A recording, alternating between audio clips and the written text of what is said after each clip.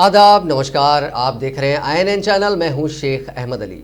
इस news bulletin में आइए नज़र डालते हैं दिन भर की बड़ी खबरों पर। तेलंगाना में कोरोना वायरस के मामलों का आंकड़ा आज 50,000 के पार हो गया। 2 मार्च को तेलंगाना में कोरोना वायरस का पहला मामला दर्ज हुआ था और 143 दिनों में ये आंकड़ा 50,826 हो गया है। रियासत में कोरोना से पहली मौत 29 मार्च को रिपोर्ट हुई थी और ये तादाद आज बढ़कर 447 हो गई है। कोरोना वायरस के असल आदाद शुमार को छुपाने के इल्ज़ामों के बीच अगर आंकड़ा 50,000 के पार हो गया है तो ज़रा सोचिए असल में कितने लोग मुतासिर हुए होंगे। अगर 50,000 को ही सही मान लिया जाए तो इसका मतलब ये हुआ कि 50,000 ख़ानदान कोरोना वायरस से जुड़ी तकालीफ झेल चुके हैं या अब भी झेल रहे हैं, और इन 50,000 ख़ानदानों के 10-10 पड़ोसी और रिश्तेदारों को भी इस तकलीफ़ में जोड़ लिया जाए तो करीब 5 लाख अफराद जहनी कर्ब में मुब्तला हो चुके हैं। आपको याद होगा कि 7 मार्च को असेंबली में वज़ीर आला चंद्रशेखर राव ने दावा किया था कि तेलंगाना रियासत को कोरोना वायरस से कोई ख़तरा नहीं है। पहले तो उन्होंने कोरोना वायरस के वजूद से ही इनकार किया और फिर दावा किया कि कोरोना वायरस इतना कमज़ोर है कि वो पैरासीटामोल की एक गोली से ख़त्म हो जाएगा या फिर 22 डिग्री के टेम्परेचर में जल कर राख हो जाएगा। फिर एक हफ्ता बाद 14 मार्च को उन्होंने बयान बदला और कहा कि हुकूमत कोविड-19 पर काबू पाने हर मुमकिन कोशिश करेगी। हम एक बार आपको उनकी बात दोबारा सुनाते हैं। ఈ కరోనా అనే దానికి అసలు ఏం హైరత్ కావాల్సిన హైరాణ పడాల్సిన అవసరమే లేదు. ఎవరికి వస్తుందో ఏం సంగతి కానీ మన తెలంగాణకి అయితే మొత్తం వేరేస్తారని చెప్పి ప్రేక్షక పాత్ర వహించలేం, నాకు జాగ్రత్తలు తీసుకోకుండా ఉండలేం. ఉంటే అది క్రైమ్ అవుతుంది అధ్యక్ష. వీళ్ళకి ఇంతమందిని కూర్చుని ఎంతమంది మనం అధ్యక్ష స్టాఫ్ మనం అంతా కలిస్తే 120 మంది మనం ఒక్కరికైనా మాస్క్ ఉన్నదా అంటే మనం చచ్చిపోతాం. ఇక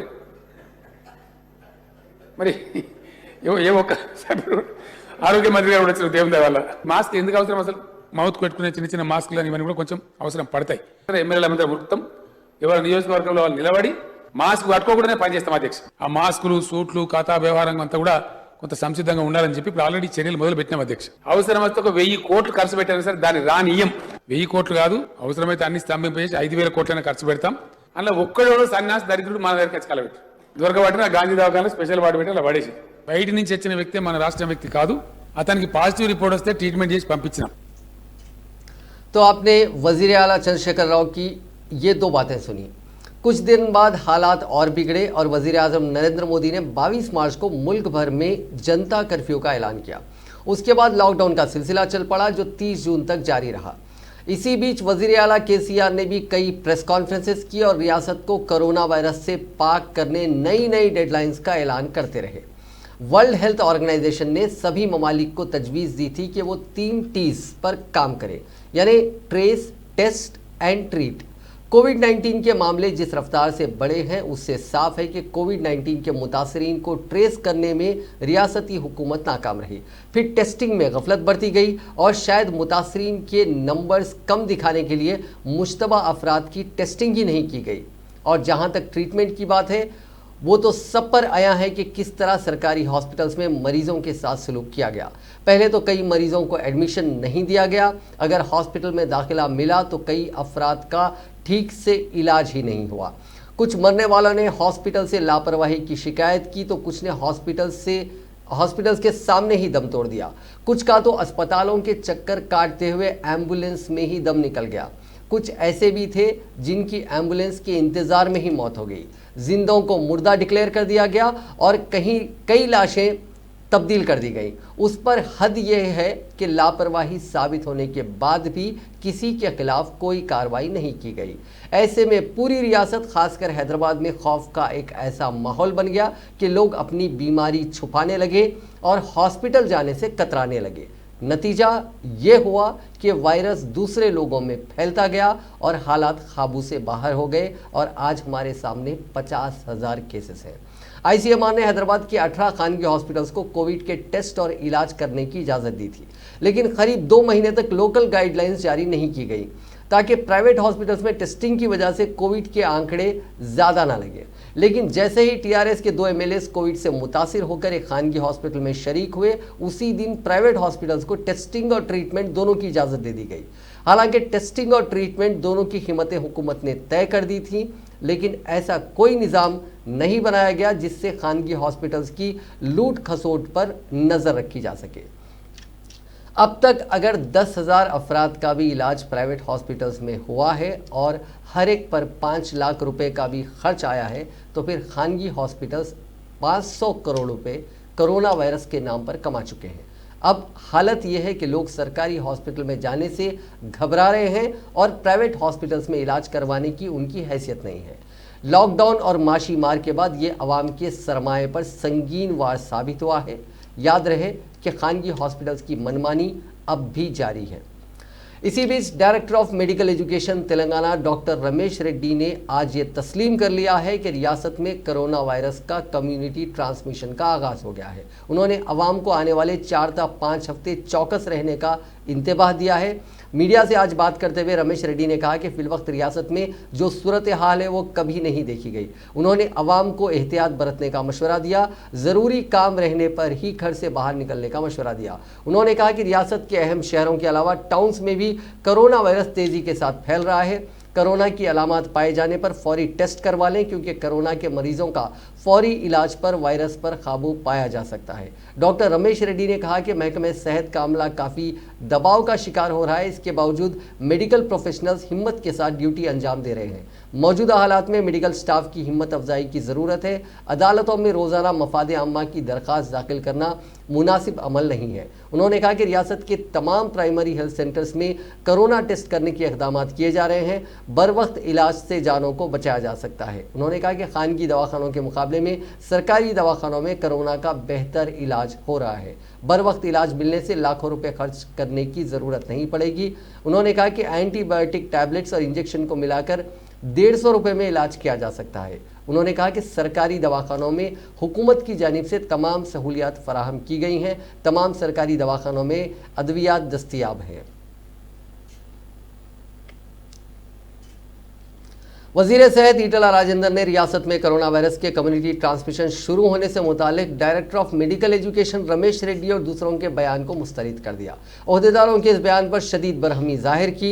मीडिया के साथ गैर रस्मी बातचीत करते हुए वज़ीर सेहत ने कहा कि मुल्क भर में कोरोना वायरस के केसेस में इजाफा हो रहा है। ऐसे हालात में तेलंगाना में किस तरह कम्युनिटी ट्रांसमिशन का आगाज़ हुआ है। वज़ीर सेहत ने कहा कि ओहदेदार इस तरह का गैर जिम्मेदाराना बयान किस तरह दे सकते हैं। इसी दौरान वज़ीर सेहत ने वीडियो कॉन्फ्रेंस से खिताब करते हुए वैद्य विधान परिषद के तहत चलाए जाने वाले सरकारी दवाखानों के सुपरिंटेंडेंट से बातचीत की। उन्होंने रियासत की 104 दवाखानों की कारकर्दगी का जायजा लिया। बाद अज़ां खिताब करते हुए कहा कि कोरोना वायरस पर काबू पाने के लिए दुनिया भर में होने वाली तहकीक का बारीकी से जायजा लिया जा रहा है और तहकीककारों से मुशावरत करते हुए वक्तन फ़ौक़तन रियासत में मरीज़ों को असरी इलाज फराहम करने के इक़दाम किए जा रहे हैं। उन्होंने कहा कि 90% मरीजों को वेंटिलेटर और रेमिडीज वर्क टैबलेट की ज़रूरत नहीं होती। एंटी इन्फ्लू अद्वियात को बर वक्त इस्तेमाल करने से जानों को बचाया जा सकता है। उन्होंने हॉस्पिटल सुपरिंटेंडेंट्स को मशवरा दिया कि इब्तदाई मराहिल में मर्ज़ का पता चलाते हुए जानों को बचाया जाए।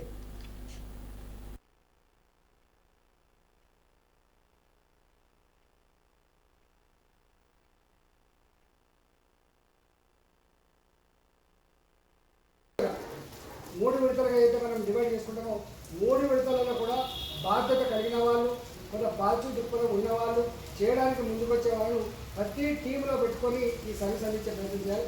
పొద్దుగా చూసుకున్నాం సార్, ఇప్పుడే రాత్రి వెళ్ళిపోయింది సార్ అనే పద్ధతి కాకుండా 24/7 పొద్దున పూట ఎట్లయితే మనం స్పందిస్తామో రాత్రి 1 గంట కూడా స్పందించే నేచర్ మనకు ఉండాలి. దీన్ని అనేక విషయాలు మీరు ఇప్పటికే వచ్చి ఉంటాయి నాకు తెలిసి. ఇవాళ మనిషి మంచిగా మాట్లాడుతూనే ఉంటాడు, బాగానే అనిపిస్తుంది మనకు. సడన్గా డెత్ అయ్యేటువంటి ఆస్కారం. మనం ఒక్కోసారి నేను మంచిగా ఉన్నాడు కదా పేషెంట్ అని చెప్పి మనం వాళ్ళని మర్చిపోతే కనుక ఆయన బాత్రూమ్కి లేచిపోవడం ద్వారానో లాట్రిన్ లేచిపోవడం ద్వారా ఆయన నేను మంచిగా ఉన్నా కదా అని చెప్పి ఆయన కొంచెం నెగ్లెక్ట్ చేయడం ద్వారా అనేక రకాల ప్రమాదాలు మనం చూసి ఉన్నాం. కాబట్టి 95% ప్రజానికానికి ఏ బాధలు లేకపోతే तेलंगाना की सूरत हाल का आप अंदाज़ा लगा सकते हैं कि डायरेक्टर ऑफ मेडिकल एजुकेशन ये कह रहे हैं कि कम्युनिटी ट्रांसमिशन शुरू हो चुका है, जबकि वजीर सेहत कहते हैं कि शुरू नहीं हुआ।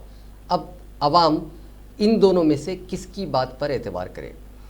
अगली खबर पे चलते हैं। गांधी हॉस्पिटल में आज अचानक बरखी सरबराही मजदूद हो गई, जिसके बाद कोरोना के मरीजों को काफ़ी देर तक दुश्वारियों का सामना करना पड़ा। ज़राए के मुताबिक जुमेरात की शाम तकरीबन 2 घंटे तक गांधी हॉस्पिटल में अचानक बरखी मजदूद हो गई, जिससे कोरोना के मरीज बिलखुसूस वेंटिलेटर पर रहने वाले मरीजों को काफ़ी परेशानियों का सामना करना पड़ा।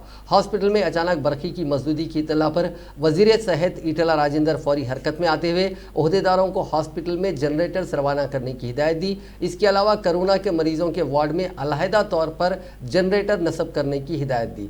तकरीबन 2 घंटे बाद हॉस्पिटल में बरखी सरबराही बहाल हुई।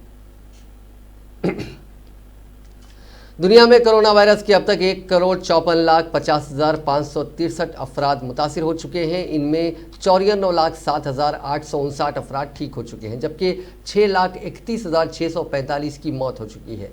इसी बीच अमेरिका में चारशंबे को दूसरे दिन भी 71,000 से ज़्यादा नए मामले सामने आए हैं और पिछले 24 घंटों में 1195 अमवात हुई हैं। अमेरिका में अब मुतासरीन का आंकड़ा 40 लाख के पार हो गया। वहीं ब्राज़ील में 24 घंटों में 67,960 नए मामले मिले हैं। अब यहाँ मुतासरीन का आंकड़ा 22,27,514 हो गया। यहाँ अब तक 82,771 लोगों की जान गई है। ब्राज़ील दुनिया में अमेरिका के बाद इन्फेक्शन से सबसे ज़्यादा मुतासिर मुल्क है। यूरोप में मुतासरीन का आंकड़ा 25 लाख के पार हो गया। यूरोपीय ममालिक में सबसे ज़्यादा मौतें रूस, ब्रिटेन, स्पेन और इटली में हुई हैं। हिंदुस्तान में कोरोना वायरस से मरने वालों का आंकड़ा आज 30,000 के पार हो गया। 11 मार्च को मुल्क में कोरोना से पहली मौत हुई थी। इसके 135 दिन के अंदर 30,058 लोगों की जान चली गई। हिंदुस्तान अब दुनिया का 7वां मुल्क हो गया है जहां सबसे ज़्यादा मौतें हुई हैं। आंकड़ों को देखें तो हिंदुस्तान में अब हर 10 लाख की आबादी में कोविड-19 की वजह से 22 लोगों की जान जा रही है। चारशंबे की सुबह 8 बजे से आज सुबह 8 बजे तक यानी 24 घंटों में मुल्क में रिकॉर्ड 45,720 नए मामलों से मुतासरीन की जुमला मजमूई तादाद 1,12,38,635 हो गई है। इसी अरसे के दौरान 29,557 मरीज सेहतमंद भी हुए हैं, जिससे अब तक सेहतमंद होने वालों की तादाद 7,82,607 हो गई है। एक दिन में पहली बार 29,557 अफराद सेहतयाब हुए हैं, जो कि एक रिकॉर्ड है। इस वक्त मुल्क में कोरोना इन्फेक्शन के 4,26,167 एक्टिव केसेस हैं। शहर हैदराबाद के निज़ाम इंस्टीट्यूट्स ऑफ मेडिकल साइंसेस में देसी साख्ता सरकर्दा दवासाज कंपनी भारत बायोटेक की जानिब से तैयार करदा देसी साख्ता टीका कोवैक्सीन के इंसानों पर तजुर्बे का दूसरा मरहला जारी है। पहले मरहले के तजुर्बे के बाद वॉलंटियर्स को इस दवा का 1 डोज देने के इंतजाम किए गए हैं। पहले मरहले में इंसानों पर तजुर्बे के हिस्से के तौर पर पीर को 2 वॉलंटियर्स को इस दवा का डोज दिया गया था। बाद अज़ां उनको आईसीयू में रखते हुए 24 घंटे उनकी सेहत पर डॉक्टर्स की टीम की जानिब से निगरानी रखी गई। उनमें किसी भी किस्म के सेहत के मसाइल पैदा ना होने पर उनको मंगल को डिस्चार्ज कर दिया गया। उनमें किसी भी किस्म की एलर्जी की अलामत नहीं पाई गई, जिसके बाद उनको घर जाने की इजाज़त दे दी गई। ताहम उनकी सेहत पर नज़र रखी जा रही है। Telangana medical and health department के अहदेदारों ने बताया कि आने वाले दिनों में कोविड-19 की जांच में इजाफा करते हुए एक दिन में तकरीबन 25,000 नमूने हासिल करने के इक़दाम किए जा रहे हैं। फिलहाल खानगी लैब्स के अलावा बुनियादी तिब्बी मराकज़ तेज़ी से टेस्ट कर रहे हैं, जबकि सरकारी लैब्स में पीसीआर टेस्ट एक दिन में 15,000 टेस्ट कर रहे हैं। आने वाले दिनों में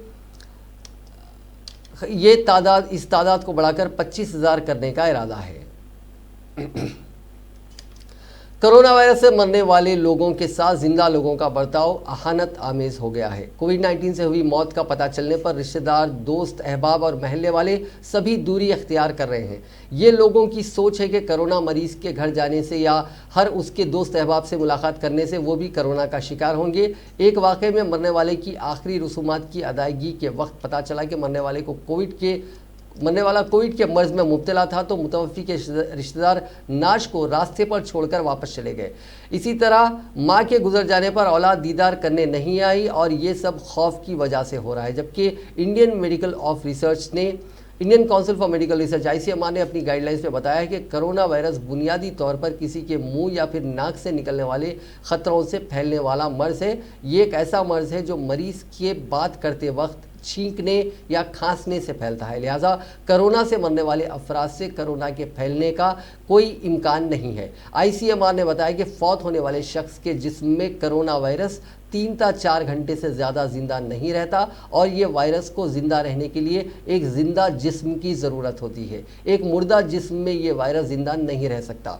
ख़बरस्तान में तदफीन या आखिरी रसूमात के दौरान आसपास के इलाकों में वायरस से मुतासिर होने का कोई इम्कान नहीं है और मैयत के करीब जाने से वायरस फैलता है, ये कहना झूठा प्रोपेगेंडा है। इससे इज्तनाब करना चाहिए।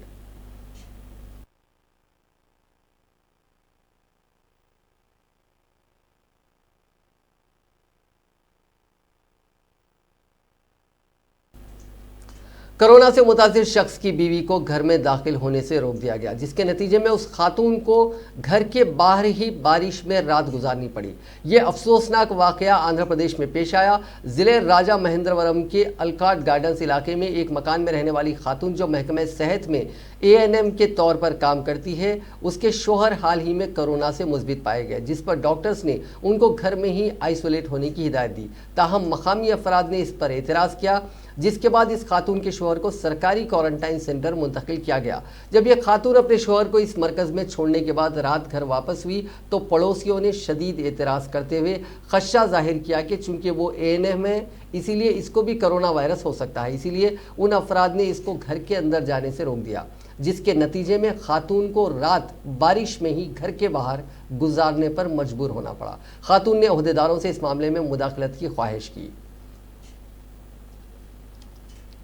झारखंड हुकूमत ने मास्क ना पहनने वाले लोगों पर भारी जुर्माने आयद करने का ऐलान किया है। लॉकडाउन खवानीन के हिस्से के तौर पर हुकूमत ने आज ऐलान किया है कि अगर कोई चेहरे पर मास्क के बगैर बाहर निकलते हैं तो उन पर 1 लाख रुपए जुर्माना आयद किया जाएगा। लॉकडाउन खवानीन की खिलाफ वर्जी करने वालों को 2 साल कैद की सज़ा दी जाएगी। झारखंड में 45,720 मुस्बित वाक़यात अब तक दर्ज हुए हैं। तेलंगाना बीजेपी के वफद ने teams Telangana institute of medical sciences Covid hospital का दौरा किया। दौरे के बाद मीडिया से बात करते हुए वफद की सदारत करने वाले रुकने काउंसिल बीर रामचंद्र रेड्डी ने कहा कि टिम्स हॉस्पिटल में सहूलियात मौजूद है लेकिन अमले की कमी है। उन्होंने बताया कि टिम्स हॉस्पिटल में 1250 बेड्स के लिए सिर्फ 50 का अमला है, जो नाकाफ़ी है। हुकूमत 120 डॉक्टरों का तकर्रुर का ऐलान किया लेकिन उनका तकर्रुर कॉन्ट्रैक्ट पर करने से कोई भी आगे नहीं आ रहे हैं। उन्होंने कहा कि टिम्स हॉस्पिटल के शुरुआत से अवाम में पैदा हुआ था लेकिन उसकी कारकर्दगी मुतासिर कुन दिखाई नहीं दे रही है। उन्होंने कहा कि अवाम इस हॉस्पिटल में अमले की कमी को फ़ौरन दूर किया जाए और अवाम को बेहतर तिब्बी खिदमात फराहम की जाए।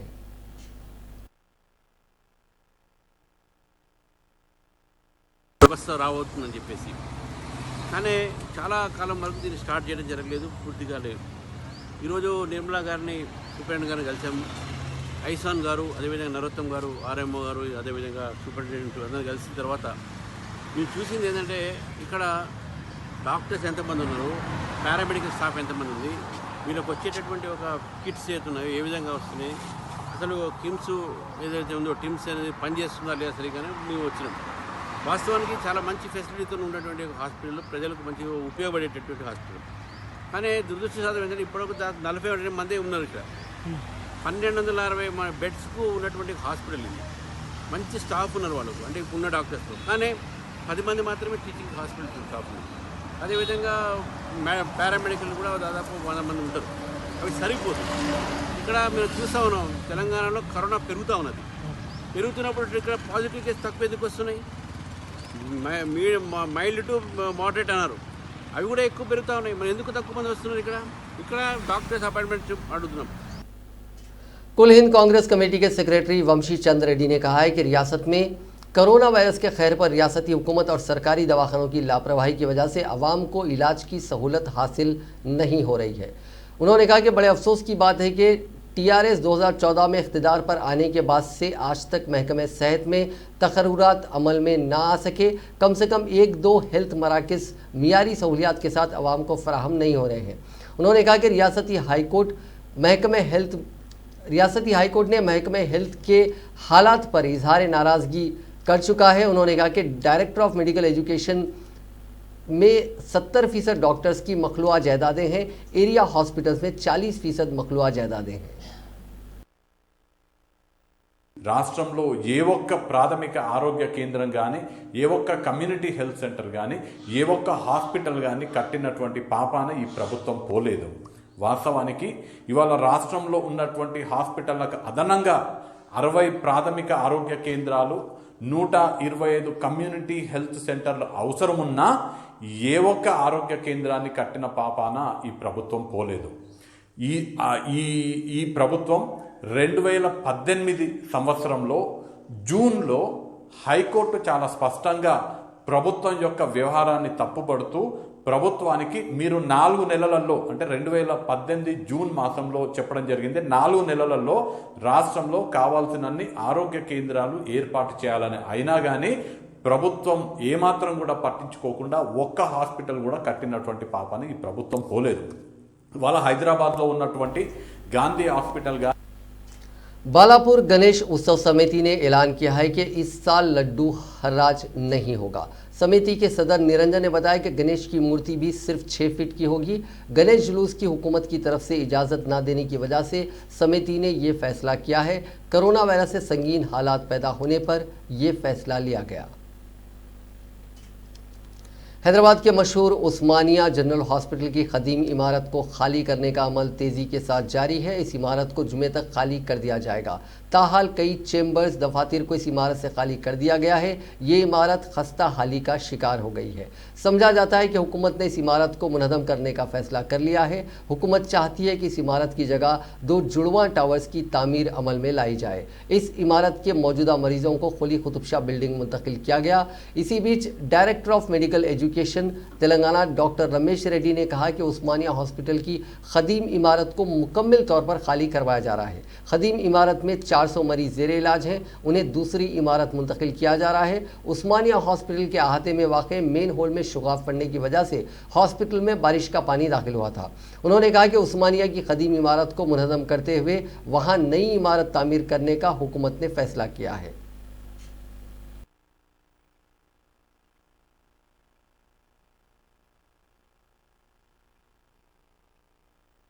उस्मानिया हॉस्पिटल 100 इयर्स का ओल्ड बिल्डिंग है।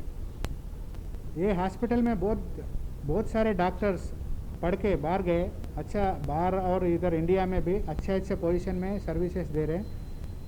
एक दिन के लिए 2000 ओपी रहता उस्मानिया का, और पूरा इमरजेंसी तेलंगाना से, दूसरा बाजू का स्टेट से भी पूरा इमरजेंसी उस्मानिया में आते।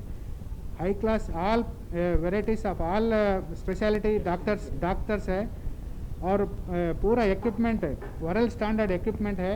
ये उस्मानिया हॉस्पिटल एक टीचिंग हॉस्पिटल है, टर्सरी केयर हॉस्पिटल है। जो भी पीएचसी और हैदराबाद हाई कोर्ट ने शहर हैदराबाद के उस्मानिया हॉस्पिटल की नई इमारत की तामीर और ख़दीम इमारत के इंहदाम के सिलसिले में दाखिल करदा मफाद आम्मा की अर्जियों की समाअत की। इस मौके पर अदालत ने कहा कि अस्पताल की ख़दीम इमारत के इंहदाम के मसले पर मुतफर्रिक़ राय पाई जाती है। अदालत ने कहा कि बाज़ अफराद की ये राय है कि इस अस्पताल की ख़दीम इमारत को मुनहदम किया जाए, तो बाज़ अफराद का ये ख्याल है कि इस ख़दीम इमारत को मुनहदम नहीं करना चाहिए क्योंकि ये सकाफ़ती विरसे की हामिल इमारत है। अदालत ने हुकूमत से सवाल किया कि ये इमारत हेरिटेज है या नहीं, उसकी वजाहत की जाए। हुकूमत ने इस पर कहा कि अस्पताल की मरम्मत के लिए पहले ही 6 करोड़ रुपए की रकम अलॉट की गई है।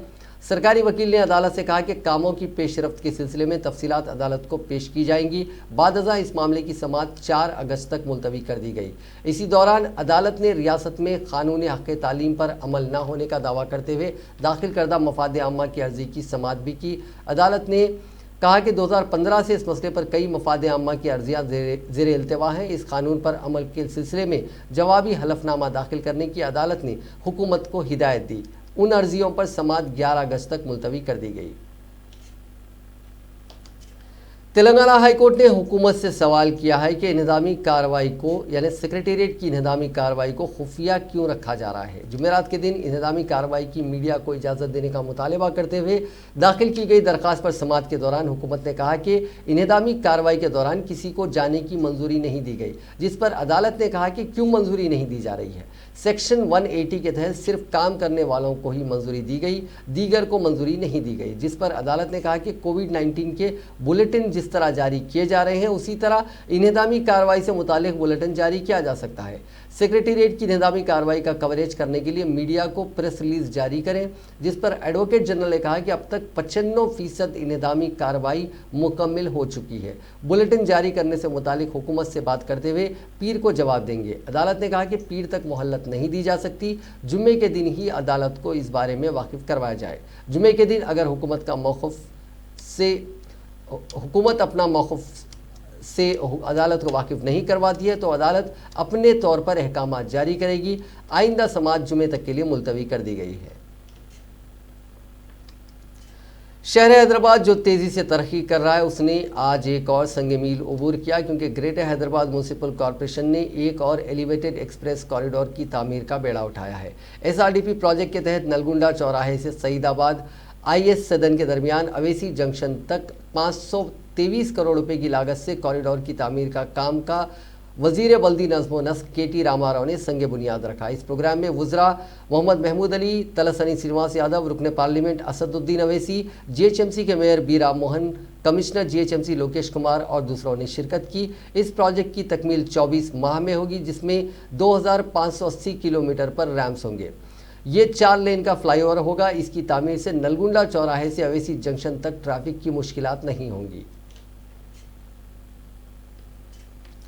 वजीर बल्दी नज़्म व नस्क KT रामाराव ने नेकलेस रोड पर नीरा कैफ का संग बुनियाद रखा। इस मौके पर वजीर आबकारी श्रीनिवास गौड़, वजीर तलसनी श्रीनिवास यादव, मेयर राम मोहन के अलावा गौड़ तंजीमों के नुमाइंदे मौजूद थे। इस मौके पर वुज़रा ने नेरा नोश किया। इस मौके पर वजीर KT रामाराव ने कहा कि ये नीरा कैफ़े गौड़ तबके का विखार होगा। हुकूमत स्किल डेवलपमेंट के साथ ख़ानदानी पेशे का तहफ़्फ़ुज़ कर रही है। उन्होंने कहा कि इस पेशे से 2 लाख अफराद जुड़े हुए हैं। KTR ने कहा कि तहसीलदारों के पेशे से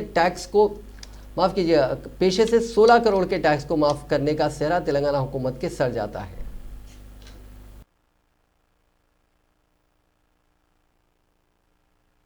కూడా బ్రహ్మాండమైన కార్యక్రమం తీసుకొని వారికి ఇబ్బంది లేకుండా వారికి భద్రత ఉండే విధంగా, అంటే వారు ఏదైనా నేస్తే వెంటనే ప్రభుత్వం కొనుక్కొచ్చే విధంగా కొత్త పద్ధతుల్లో ఆలోచించి వారికి ఉపాధికి ఇబ్బంది లేకుండా చేసింది ప్రభుత్వం.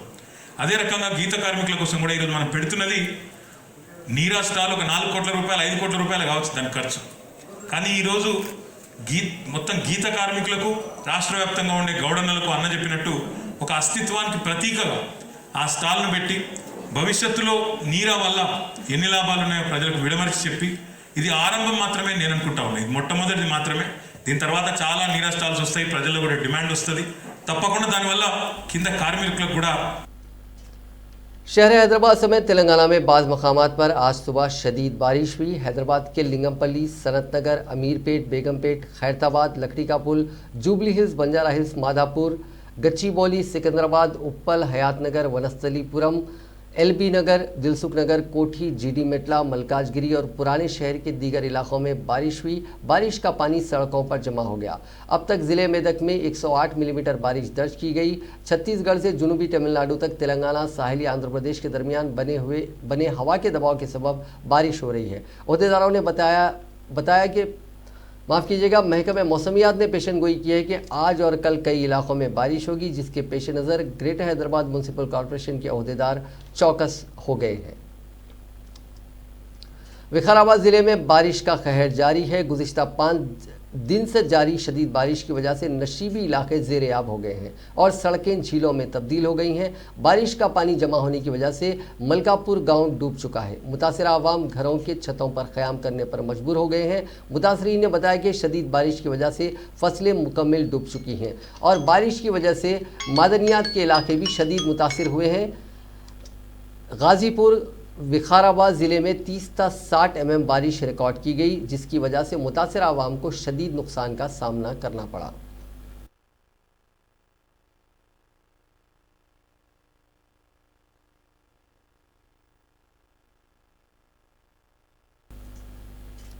फ्रांस के ग्रेनोबल शहर में एक जलते अपार्टमेंट में 40 फीट की ऊंचाई पर फंसे 2 बच्चों को जिंदा बचा लिया गया। इनमें से एक की उम्र 3 साल और दूसरे की 10 साल है। उन्हें माँ बाप कमरे में बंद करके बाहर चले गए थे। इसी बीच कुछ लोग उनकी चीख सुनकर अपार्टमेंट के नीचे पहुंचे और उन्हें कूदने को कहा। जैसे ही बच्चे ऊपर से कूदे, नीचे मुस्तैद लोगों ने उन्हें एहतियात से हाथों में थाम लिया। दोनों बच्चे अपार्टमेंट की तीसरी मंजिल के एक फ्लैट में खड़े होकर रो रहे थे। उनमें से एक कह रहा था कि हमारे पास बाहर जाने के लिए चाबियां नहीं हैं। इस वाक़े के कई वीडियोस भी सोशल मीडिया पर शेयर किए जा रहे हैं। यूजर्स बच्चों को बचाने वालों की तारीफ कर रहे हैं।